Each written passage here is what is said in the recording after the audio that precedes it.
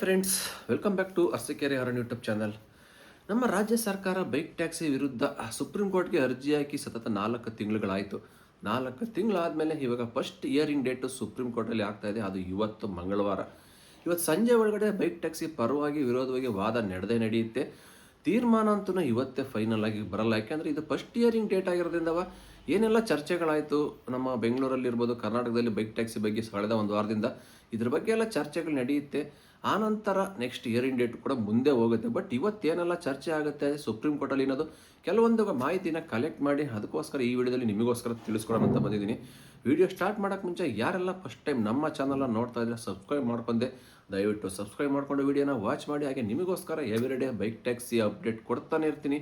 ಪ್ರತಿಯೊಂದು ಬೈಕ್ ಟ್ಯಾಕ್ಸಿಲಿ ಏನೆಲ್ಲ ಆಗುತ್ತೆ, ಹೆಂಗೆ ಡ್ಯೂಟಿ ಮಾಡೋದು, ಏನು ಎತ್ತ ಪ್ರತಿಯೊಂದು ಅಪ್ಡೇಟು ನಮ್ಮ ಅರಸೀಕೆರೆ ಹರನ್ ಯೂಟ್ಯೂಬ್ ಚಾನಲಲ್ಲಿ ಸಿಗ್ತಾ ಇರುತ್ತೆ. ಅದಕ್ಕೋಸ್ಕರನೇ ನಮ್ಮ ಚಾನಲ್ನ ಫಾಲೋ ಮಾಡ್ಕೊಳ್ಳಿ, ನಿಮಗೆಲ್ಲ ಅಪ್ಡೇಟ್ ಸಿಗುತ್ತೆ. ಹಾಗೆ ಪ್ರತಿಯೊಬ್ಬರು ಲೈಕ್ ಮಾಡಿ. ಯಾರೆಲ್ಲ ಹೊಸ ಆಡಿಯನ್ಸ್ ಆಗಿರ್ಬೋದು, ಹಳೆ ಆಡಿಯನ್ಸ್ ಈ ವಿಡಿಯೋ ನೋಡ್ತೀರಾ, ಹಾಗೆ ಆದಷ್ಟು ಶೇರ್ ಮಾಡಿ ನಿಮ್ಮ ಎಲ್ಲ ಫ್ರೆಂಡ್ಸ್ಗೆ.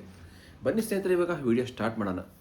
ಇವತ್ತು bike taxi hearing date, first hearing date ಬಂದಿದೆ. ಒಂಥರ ಖುಷಿ ವಿಚಾರನೇ. ಯಾಕೆಂದರೆ ಇದು ಸುಮಾರು ತಿಂಗಳುಗಳಾಗಿತ್ತು. 4 ತಿಂಗಳಿಂದ ಯಾವ ಹಿಯರಿಂಗ್ ಡೇಟ್ ಸಿಗದಾನೆ ಸುಮಾರು ಜನ ಪರದಾಡ್ತಿದ್ರು. ಬೈಕ್ ಟ್ಯಾಕ್ಸಿ, ಕೆಲವರು ಆಟೋದವರು ಬೈಕ್ ಟ್ಯಾಕ್ಸಿ ಬಗ್ಗೆ ನೆಗೆಟಿವ್ ಆಗಿ ಮಾತಾಡ್ತಾಯಿದ್ರು, ಕಿರಿಕ್ ಮಾಡ್ತಾಯಿದ್ರು. ಸುಮ್ಮನೆ ಅರ್ಜಿ ಹಾಕಿ ಬಿಟ್ಬಿಟ್ಟು ಸುಪ್ರೀಂ ಕೋರ್ಟಲ್ಲಿ 4 ತಿಂಗಳಾದ್ರೂ ಯಾವುದೇ ಥರ ಹಿಯರಿಂಗ್ ಡೇಟ್ ಬಂದಿಲ್ಲ, ನಮಗೆ ಬೈಕ್ ಟ್ಯಾಕ್ಸಿ ಬೇಡ ಅಂತ ಫುಲ್ ಗಲಾಟೆ ಎಲ್ಲ ಇದಾಗೋಯ್ತು. ಕಳೆದ 5ನೇ ತಾರೀಕು ಇದೇ ತಿಂಗಳು ಈ ಒಂದು ಗಲಾಟೆಯಾಗಿ ಬೈಕ್ ಟ್ಯಾಕ್ಸಿ ಸೀಸ್ ಆಯಿತು. ಸುಮಾರು ಫೈನ್ ಹಾಕಿದ್ರು. ಆನಂತರ ಬೈಕ್ ಟ್ಯಾಕ್ಸಿ ಕೂಡ ಮಾಡ್ದಂಗೆ ಸ್ಟಾಪ್ ಕೂಡ ಆಯಿತು. ಎಲ್ಲೋ ಇಲ್ಲೊಬ್ರು ಮಾಡ್ತಾಯಿರಿ. ಇದೆಲ್ಲ ದೊಡ್ಡ ಮಟ್ಟಕ್ಕೆ ಚರ್ಚೆ ಆದಾಗ ಸುಪ್ರೀಂ ಕೋರ್ಟು ಕೂಡ ಒಂದು ಗಮನಕ್ಕೆ ಬಂತು. ಹಂಗಾಗಿ ಇವತ್ತು ಹಿಯರಿಂಗ್ ಡೇಟ್ ಕೊಟ್ಟಿದ್ದಾರೆ.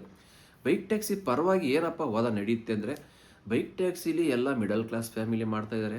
ಮತ್ತು ಇದರಲ್ಲಿ ಸುಮಾರು 6 ಲಕ್ಷಕ್ಕೂ ಅಧಿಕ ಜನ ಕರ್ನಾಟಕದಾದ್ಯಂತ ಬೈಕ್ ಟ್ಯಾಕ್ಸಿ ಮಾಡ್ತಾಯಿದ್ದಾರೆ.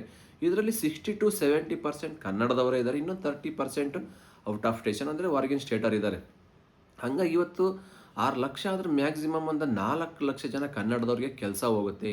ಈ 4 ಲಕ್ಷ ಕನ್ನಡದವ್ರಿಗೆ ಕೆಲಸ ಯಾರು ಕೊಡ್ತಾರೆ? ಗೌರ್ಮೆಂಟ್ ಕೊಡುತ್ತಾ? ಇಲ್ಲ. ಇವರು ಎಲ್ಲ ಮಿಡಲ್ ಕ್ಲಾಸ್ ಫ್ಯಾಮಿಲಿಯಿಂದ ಬಂದಿರೋರು. ಇದನ್ನೇ ನಂಬ್ಕೊಂಡಿರ್ತಕ್ಕಂಥ ಇವ್ರ ಫ್ಯಾಮಿಲಿ, ಇವ್ರ ಅಪ್ಪ ಅಮ್ಮ, ಇವ್ರ ಹೆಂಡತಿ ಮಕ್ಕಳು, ಸ್ಕೂಲ್ ಫೀಸು, ಸುಮಾರು ಕಮಿಟ್ಮೆಂಟ್ ಅವ್ರಿಗೂ ಇರ್ತವೆ.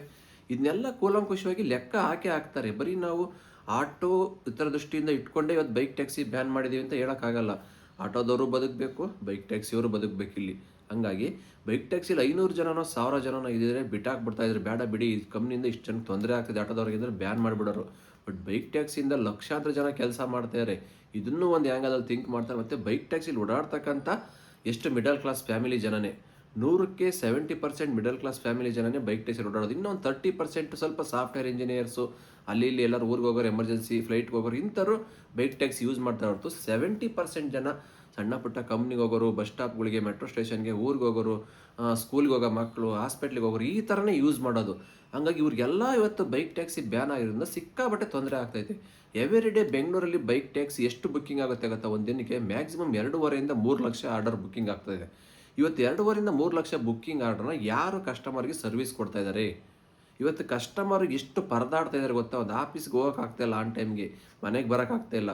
50 ರೂಪಾಯಿಗೆ ಹೋಗೋ ಜಾಗಕ್ಕೆ 100 ರೂಪಾಯಿ ಟಿಪ್ಸ್ ಕೊಟ್ರೂ ಕೂಡ ಬೈಕ್ ಸಿಗ್ತಾ ಇಲ್ಲ ಇವತ್ತು ಕಸ್ಟಮರ್ಗಳಿಗೆ. ಏನಕ್ಕೆ ಈ ಥರ ಪ್ರಾಬ್ಲಮ್ ಆಗಿದೆ ಅಂದರೆ, ಬೈಕು ಸೀಸ್ ಮಾಡ್ತಾಯಿದ್ದಾರೆ, ಡ್ರೈವರ್ಗಳು ಮಾಡೋಕ್ಕಾಗ್ತಾ ಇಲ್ಲ. ಇವಾಗ 50 ರೂಪಾಯಿ ಕೊಡೋ ಜಾಗಕ್ಕೆ 100 ರೂಪಾಯಿ ಟಿಪ್ಸ್ ಕೊಟ್ಟರು ಹೋಗ್ತಾಯಿಲ್ಲ. ಅದ್ರ ಬದಲಾಗಿ ಆಟೋ ಬುಕ್ ಮಾಡಿದರೆ ಆಟೋ ಸಿಗ್ತಾಯಿಲ್ಲ. ಯಾಕೆಂದರೆ ಪೀಕ್ ಅವರಲ್ಲಿ ಅತಿ ಹೆಚ್ಚು ಆರ್ಡರ್ಸ್ ಬರ್ತಾ ಇದೆ. ನಾರ್ಮಲ್ ಪೀಕ್ ಅವರಲ್ಲಿ ಬೈಕ್ ಟ್ಯಾಕ್ಸಿಗೆ ಆಟೋದವ್ರಿಗೆ ಬಿಡುವಿಲ್ದಂಗೆ ಆರ್ಡ್ರ್ ಬರ್ತಾಯಿತ್ತು. ಅಂಥ ಟೈಮಲ್ಲಿ ಈಗ ಬೈಕ್ ಟ್ಯಾಕ್ಸಿ ಕಂಪ್ಲೀಟ್ ಬ್ಯಾನ್ ಆದಮೇಲೆ ಆಟೋಕ್ಕೆ ಯಾವ ಕ್ಯಾಬ್ಗೆ ಎಷ್ಟು ಆರ್ಡ್ರ್ ಬರ್ಬೋದು. ಇಂಥ ಟೈಮಲ್ಲಿ ಆಟೋಕ್ಕೆ ಡಿಮ್ಯಾಂಡ್ ಜಾಸ್ತಿ ಆದಾಗ ರೇಟ್ ಕೂಡ ಆಟೋಮೆಟಿಕ್ಕಾಗಿ ಜಾಸ್ತಿ ಆಗುತ್ತೆ. 50 ರೂಪಾಯಿ ಹೋಗೋ ಜಾಗಕ್ಕೆ ಈಗ 300-400 ರೂಪಾಯಿ ಆಟೋ ಕೊಟ್ಟು ಹೋಗೋಕ್ಕಾಗುತ್ತಾ? ಖಂಡಿತ ಆಗಲ್ಲ. ಎಲ್ಲರಿಗೂ ಕಷ್ಟ ಆಗುತ್ತೆ. ಈ ಥರ ಎಲ್ಲ ಕೂಡ ಚರ್ಚೆ ಆಗುತ್ತೆ. ಹಂಗಾಗಿ ಆಟೋದರೇ ಶ್ರೀಮಂತರು ಅಂತ ಹೇಳ್ತಿಲ್ಲ. ಆಟೋದಲ್ಲಿ ಕೆಲಸ ಮಾಡೋರು, ಆಟೋ ಡ್ರೈವರ್ ಕೂಡ ಸಾಧಾರಣ ಮಿಡಲ್ ಕ್ಲಾಸ್ ಫ್ಯಾಮಿಲಿನೇ ಇಲ್ಲ ಅಂತ ಹೇಳ್ತಾ ಇಲ್ಲ. ಬಟ್ ಇವತ್ತು ಆಟೋಕ್ಕೆ ಬೈಕ್ ಟ್ಯಾಕ್ಸಿಯಿಂದನೇ ಬಾಡಿಗೆ ಬರ್ತಾ ಇಲ್ಲ. ಬೈಕ್ ಟ್ಯಾಕ್ಸಿ ರೈಡರ್ಸಿಂದನೇ ಇವ್ರು ಹೊಟ್ಟೆ ಮೇಲೆ ಹೊಡೆದರೆ, ಇವ್ರು ಅನ್ನ ಕಿತ್ಕೊಂಡು ತಿಂದಿದ್ದಾರೆ ತಪ್ಪು ಇರ್ಬೋದು. ಒಂದು 30% ಬೈಕ್ ಟ್ಯಾಕ್ಸಿ ರೈಡರಿಂದ ಆಟೋದವ್ರಿಗೆ ತೊಂದರೆ ಆಗಿದೆ. ಅದು ನಾವು ಒಪ್ಕೊಂತೀವಿ, ಇಲ್ಲ ಅಂತ ಹೇಳ್ತಾ ಇಲ್ಲ. ಬಟ್ ಆಟೋಗಳ ಸಂಖ್ಯೆನೂ ಅಧಿಕ ಆಗಿದೆ. ಅದನ್ನು ಕೂಡ ಮಾತಾಡ್ತಾರೆ. ಯಾಕೆಂದರೆ ಇದ್ರ ಬಗ್ಗೆ ಯಾವ ಒಂದು ಆಟೋ ಡ್ರೈವರ್ಗಳು ನಮ್ಮ ಕರ್ನಾಟಕದಲ್ಲಿ ಧ್ವನಿ ಎತ್ತಿ ಮಾತಾಡ್ತಾ ಇಲ್ಲ. ಬೆಂಗಳೂರಲ್ಲಿ ಪರ್ಮಿಟ್ ಇರೋದು ಆಟೋ ಸಂಖ್ಯೆ ಎಷ್ಟು? 1,50,000 ಸಮಥಿಂಗ್ ಇದೆ. ಬಟ್ ಇವತ್ತು 3 to 4 ಲಕ್ಷ ಆಟೋಗಳ ಸಂಖ್ಯೆ ಇದೆ. ಇದರಿಂದನೂ ಬಾಡಿಗೆ ಕಮ್ಮಿ ಆಗಿರ್ಬೋದಲ್ವ? ಇದ್ರ ಬಗ್ಗೆ ಯಾಕೆ ಧ್ವನಿ ಎತ್ತಿ ಮಾತಾಡ್ತಾ ಇಲ್ಲ? ಇದನ್ನು ಯಾರೂ ಕೇಳಲ್ಲ. ಒಟ್ಟಾರೆ ಬೈಕ್ ಟ್ಯಾಕ್ಸಿನೇ ಬ್ಯಾನ್ ಮಾಡಬೇಕು ಅನ್ನೋ ಒಂದು ಇಂಟೆನ್ಷನ್ ಇಟ್ಕೊಂಡು ಮಾತಾಡ್ತಾ ಇದ್ದಾರೆ. ಹಾಗಾಗಿ ಇದ್ರ ಬಗ್ಗೆ ಹೆಚ್ಚಾಗಿ ಚರ್ಚೆ ಆಗೇ ಆಗುತ್ತೆ ಸುಪ್ರೀಂ ಕೋರ್ಟಲ್ಲಿ. ಇನ್ನು ಬೈಕ್ ಟ್ಯಾಕ್ಸಿ ವಿರೋಧವಾಗಿ ಚರ್ಚೆ ಆಗುತ್ತೆ ಅಂದರೆ ಗೊತ್ತಿರಬೇಕು ಏನೆಲ್ಲ ಚರ್ಚೆ ಆಗುತ್ತೆ ಅಂದರೆ, ಸರ್ ಬೈಕ್ ಟ್ಯಾಕ್ಸಿ ಸೇಫ್ ಇಲ್ಲ, ಇದು ವೈಟ್ ಬೋರ್ಡಲ್ಲಿ ಬೈಕ್ ಟ್ಯಾಕ್ಸಿ ಮಾಡೋಂಗಿಲ್ಲ, ಇದು ಟ್ರಾನ್ಸ್ಪೋರ್ಟ್ ವೆಹಿಕಲ್ ಅಲ್ಲ, ಇದು compulsory must and should first point ಇಟ್ಟೇ ಇಡ್ತಾರೆ. ಹಂಗಾಗಿ ಮಾಡೋಂಗಿದ್ರೆ ಎಲ್ಲೋ ಬೋರ್ಡಿಗೆ ಕನ್ವರ್ಟ್ ಮಾಡ್ಕೊಂಡು ಮಾಡಿ, ನಮ್ಮ ಥರ ಅವರು ಎಫ್ ಸಿ ಮಾಡ್ಕೊಳ್ಳಿ, ಟ್ಯಾಕ್ಸ್ ಕಟ್ಟಲಿ, ಎಲ್ಲ ಥರ ಯೂನಿಫಾರ್ಮ್ ಹಾಕಲಿ, ಹಂಗಾದರೆ ಮಾಡಲಿ ಪರ್ಮಿಷನ್, ಓಕೆ. ವೈಟ್ ಬೋರ್ಡಲ್ಲಿ ನಾವು ಮಾಡೋಕ್ಕೆ ಬಿಡಲ್ಲ, ಇದು ಒಂದು ಮೈನ್ ಪಾಯಿಂಟ್ ಇಡ್ತಾರೆ. ನೆಕ್ಸ್ಟ್ ಬಂದುಬಿಟ್ಟು ಸೇಫ್ ಇಲ್ಲ, ಬೈಕ್ ಟ್ಯಾಕ್ಸಿಲಿ ಹೋಗ್ತಕ್ಕಂಥ ಮಹಿಳೆಯರಿಗಾಗಿರ್ಬೋದು ಯಾರಿಗೆ ಆಗಿರೋ ಸೇಫ್ ಇಲ್ಲ, ಮಿಸ್ಬಿಹೇವ್ ಆಗುತ್ತೆ, ಆಕ್ಸಿಡೆಂಟ್ಗಳಾಗ್ತವೆ, ಈ ಥರ ಒಂದು ನೆಗೆಟಿವ್ ಪಾಯಿಂಟ್ ಇಡ್ತಾರೆ. ನೆಗೆಟಿವ್ ಪಾಯಿಂಟ್ ಇದೊಂದೇ ಅಂದರೆ, ಆಕ್ಸಿಡೆಂಟ್ಗಳು ಅಂತ ಬಂದರೆ ಎಲ್ಲ ವೆಹಿಕಲ್ಲು ಆಕ್ಸಿಡೆಂಟ್ ಆಗುತ್ತೆ. ಇದೊಂದು ಆ್ಯಂಗಲಲ್ಲಿ ತಗೊತಾರೆ ಕೂಲಾಗಿ ಖುಷಿಯಾಗಿ ಜಡ್ಜ್ ಸಾಹೇಬ್ರು. ಯಾಕೆಂದರೆ ಆಟೋದಲ್ಲಾಗುತ್ತೆ, ಬಸ್ಸು, ಎಲ್ಲ ವೆಹಿಕಲಲ್ಲೂ ಆಕ್ಸಿಡೆಂಟ್ ಆಗ್ತವೆ. ಹಂಗಾಗಿ ಬೈಕಲ್ಲೇ ಆಕ್ಸಿಡೆಂಟ್ ಆಗುತ್ತೆ ಅಂತ ಯಾರೂ ಕೂಡ ಬೈಕ್ ಟ್ಯಾಕ್ಸಿನ ಬ್ಯಾನ್ ಮಾಡೋಕ್ಕಾಗಲ್ಲ. ಇದು ಸೆಕೆಂಡ್ ಪಾಯಿಂಟ್ ಕೂಡ ನೆಗೆಟಿವ್ ಇಟ್ಟೇ ಇಡ್ತಾರೆ. ಇನ್ನು ಥರ್ಡ್ ಒನ್ ಬಂದ್ಬಿಟ್ಟು ಔಟ್ ಆಫ್ ಸ್ಟೇಷನ್ ಅವ್ರು ಜಾಸ್ತಿ ಇದ್ದಾರೆ ಬೆಂಗಳೂರಲ್ಲಿ. ಬೆಂಗಳೂರಲ್ಲಿ ಕನ್ನಡದವ್ರು ಕೆಲಸ ಮಾಡ್ತಾಯಿದೆ ಕಮ್ಮಿ, ಔಟ್ ಆಫ್ ಸ್ಟೇಷನ್ನೇ 70% ಇರೋದ್ರಿಂದ ಎಲ್ಲ ಹಿಂದಿಯವರು ಅವ್ರಿವ್ರು ಬಂದು ಸೇರ್ಕೊಂಡು ನಮಗೆ ಆರ್ಡ್ರ್ ಬರ್ತಾ ಇಲ್ಲ. ಈ ಥರನೂ ಒಂದು ನೆಗೆಟಿವ್ ಪಾಯಿಂಟ್ ಇಟ್ಟೇ ಇಡ್ತಾರೆ.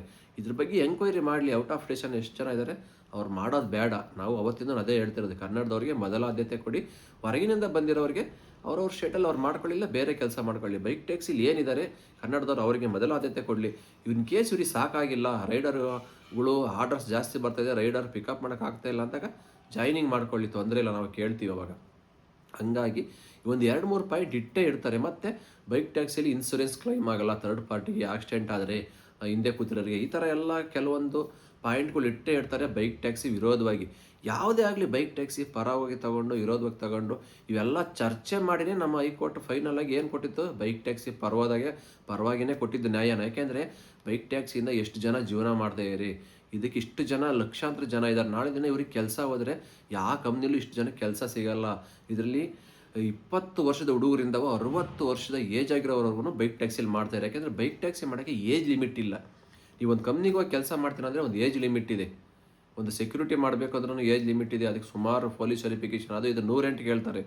ಹಾಗಾಗಿ ಬೈಕ್ ಟ್ಯಾಕ್ಸಿ ಮಾಡಬೇಕಂದ್ರೆ ಯಾವ ಏಜ್ ಲಿಮಿಟ್ ಇಲ್ಲ. ನಿಮಗೊಂದು DL RC, ನೀವು ಎಕ್ಸ್ಪೀರಿಯನ್ಸ್ ರೈಡರ್ ಆಗಿದ್ದರೆ ಎಲ್ಲರೂ ನೀವು ಬೈಕ್ ಟ್ಯಾಕ್ಸಿ ಮಾಡ್ಬೋದು, ಯಾವ ಸ್ಟೇಟಲ್ಲಿ ಆಗಿ ನೀವು.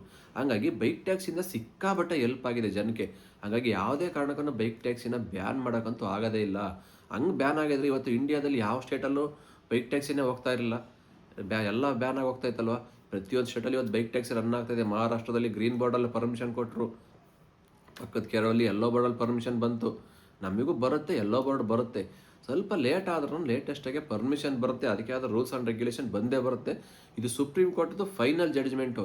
ನೆಕ್ಸ್ಟ್ ಸುಪ್ರೀಂ ಕೋರ್ಟಿಂದ ಆರ್ಡರ್ ಪಾಸ್ ಆಯ್ತು ಅಂದರೆ ಬೈಕ್ ಟ್ಯಾಕ್ಸಿ ಲೀಗಲ್ಲಾಗಿ ಮಾಡ್ಬೋದು ಅಂತಂದರೆ ಇನ್ನು ಯಾವ ಕೋರ್ಟ್ಗೂ ಕೇಸ್ ಹಾಕೋಕ್ಕಾಗಲ್ಲ. ಇರೋದೇ 2, ಒಂದು ಹೈಕೋರ್ಟು, ಒಂದು ಸುಪ್ರೀಂ ಕೋರ್ಟು.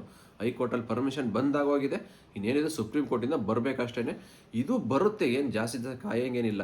ಬರೋ ಗಂಟನಾದರೂ ಬೈಕ್ ಟ್ಯಾಕ್ಸಿನ ಯಾರೂ ಬ್ಯಾನ್ ಮಾಡಬಾರ್ದು, ಮಾಡ್ತಾ ಇರಬೇಕು ಅನ್ನೋ ಒಂದು ಆರ್ಡ್ರ್ ಪಾಸ್ ಆಗಬೇಕು. ಮೇಯ್ನ್ ಇದು ಫಸ್ಟ್ ಪಾಯಿಂಟ್ ನಮಗೆ. ಈಗ ಹೈಕೋರ್ಟ್ ಹೆಂಗೆ ಹೇಳಿತ್ತು ಹಂಗೆ ಸುಪ್ರೀಂ ಕೋರ್ಟ್ ಹೇಳಲೇಬೇಕು. ನೀವು ಸುಪ್ರೀಂ ಕೋರ್ಟ್ ಬೈಕ್ ಟ್ಯಾಕ್ಸಿನ ಯಾವುದೇ ಕಾರಣಕ್ಕೂ ಟೆಂಪ್ರವರಿಗೆ ಬ್ಯಾಕ್ ಮಾಡೋಕ್ಕಾಗಲ್ಲ.